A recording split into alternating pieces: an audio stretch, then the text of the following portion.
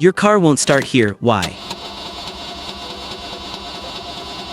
This usually happens because of battery, starter, or fuel problems.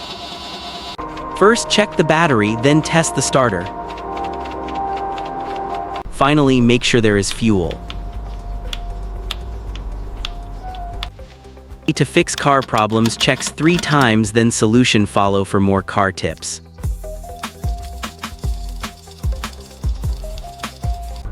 Fix these and your car will start. Generally, to fix car problems, checks 3 times, then solution follow for more car tips.